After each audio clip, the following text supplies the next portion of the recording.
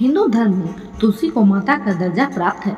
इसे न केवल एक पवित्र पौधा माना जाता है, बल्कि इसका पूजन भगवान विष्णु और श्री कृष्ण की आराधना का अभिन्न अंग है।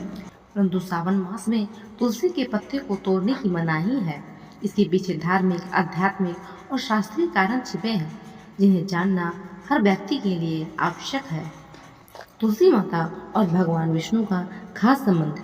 शास्त्रों में वर्णित है कि तुलसी माता भगवान विष्णु की अति प्रिय है। श्रावण मास में भगवान शिव की विशेष पूजा होती है और भगवान विष्णु योग निद्रा में चले जाते हैं देवशयनी एकादशी के बाद।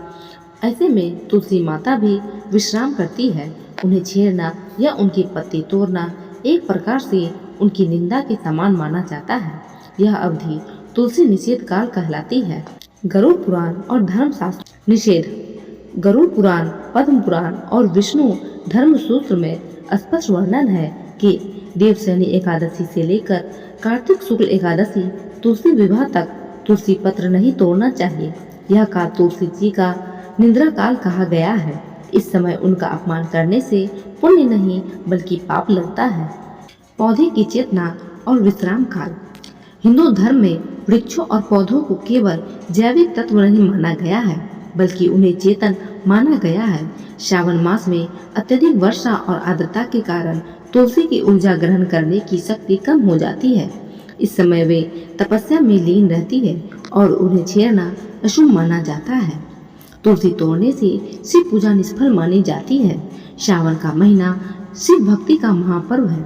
इस मास में शिवलिंग पर बेलपत्र, जल, दूध आदि चढ़ाया जाता है, लेकिन तुलसी पत्र का उपयोग वर्जित है। यदि कोई अनजाने में भी तुलसी तोड़कर भगवान शिव को अर्पित कर देता है तो वह पूजा शास्त्रों के अनुसार निष्फल मानी जाती है। प्राकृतिक रक्षा का प्रतीक। श्रावण में तुलसी के पौधे में नई कोपलें आती है। यदि इस समय उन्हें बार बार तोड़ा जाए तो पौधा कमजोर हो सकता है। धार्मिक भावनाएं केवल आध्यात्मिक नहीं बल्कि प्राकृतिक संतुलन बनाए रखने का भी सूक्ष्म प्रयास है।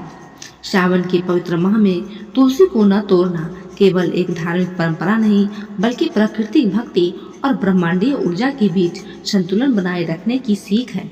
अतः सावन में तुलसी माता का सम्मान करें और उन्हें शांति से विश्राम करने दें।